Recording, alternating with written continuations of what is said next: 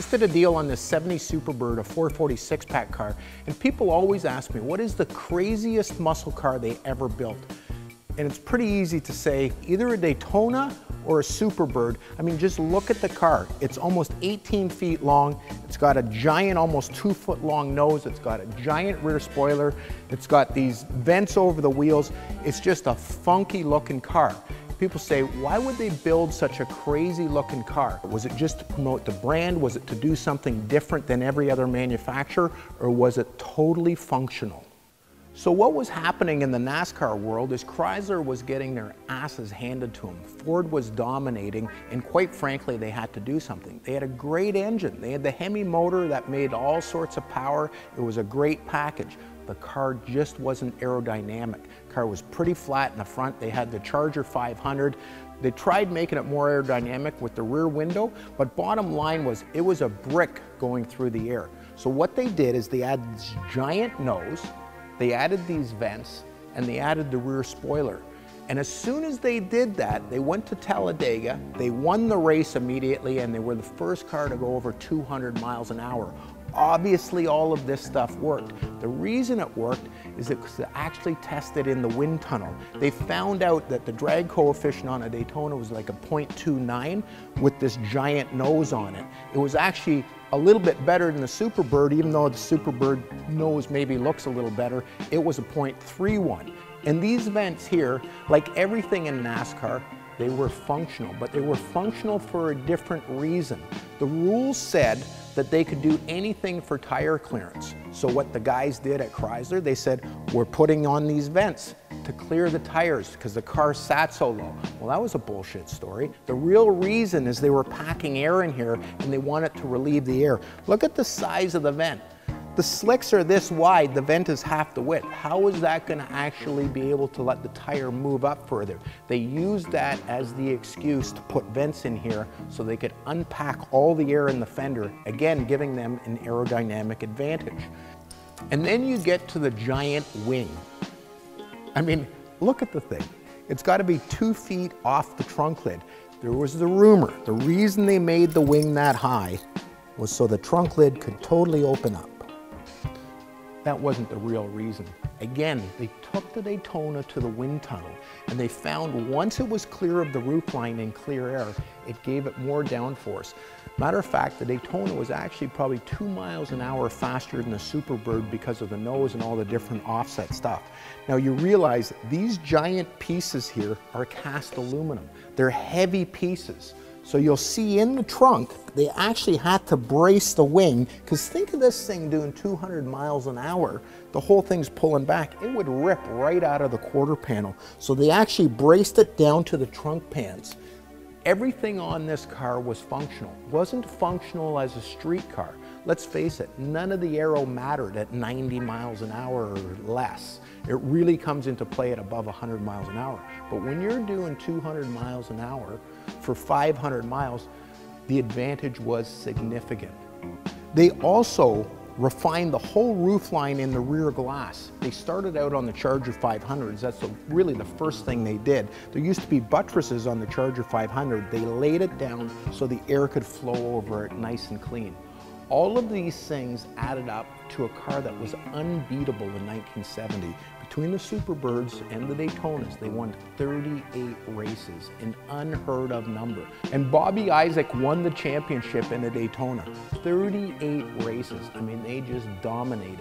That's the reason they were basically outlawed. They said, you want to keep running one of these? You're not going to run a Hemi. You're going to run a 305 cubic inch motor, or you're going to add so much weight, it's just not going to work.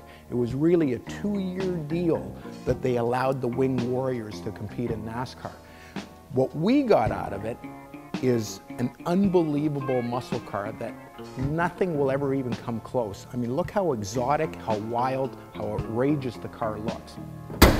Well, in '69, they built 503 Daytonas, of which 70 were Hemi cars. The rest were all 444 barrels. You couldn't get a six-pack in '69.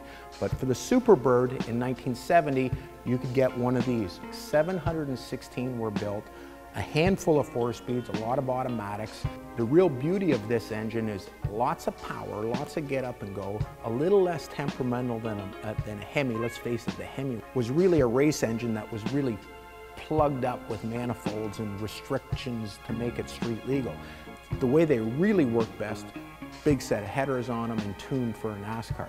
The 446 pack, probably a better street engine when it really comes down to it. So when you have a look at it, all Superbirds, all Chryslers for that matter, the engine bays are always painted body colors. On a lot of other cars, they're blacked out. Trunks are body colors, engines are body colors, and then overspray, usually over gray primer underneath the car. So the engine bays are actually pretty. The engines themselves with the 6-pack, they had aluminum intake, but they painted them actually engine color, and then it had 3 Hollies underneath it. Made 390 horsepower, so it really got up and went pretty good. Granted, the car is relatively heavy. It's about a 3,800 pound car with all of the add-ons. Didn't make that big a difference with the big Hemi on the super speedways, but it makes a big difference on the street. And the difference is all that extra weight didn't add any functionality to the street car. It just made it a big heavy car really, but it made it a cool car. The difference was in 1970, people didn't think it was that cool. A lot of these cars sat on the lots until 72. Keep in mind, in 69, the rules changed in NASCAR. So in 1970, they said they had to build 1 car for every 2 dealerships. That meant they had to build 1,900 and change Superbirds as opposed to the 500 and change Daytonas. They built a ton of cars without demand. They did it purely to go win races. So the V in the serial number tells you it's a 446 pack. If it was a U, it would be a 444 barrel, and if it was an R, it would be a Hemi car. The paperwork also helps. So you have a broadcast sheet, you would have the NASCAR registry, and you would have basically the registry that gives you the VINs on the Superbirds. The fender tag also would help with all of the options and the colors. All of these things are important as far as value goes. As you have a spread from say 150,000 for a U code 444 barrel column shift car all the way to a 4-speed Hemi car, which might be $600,000.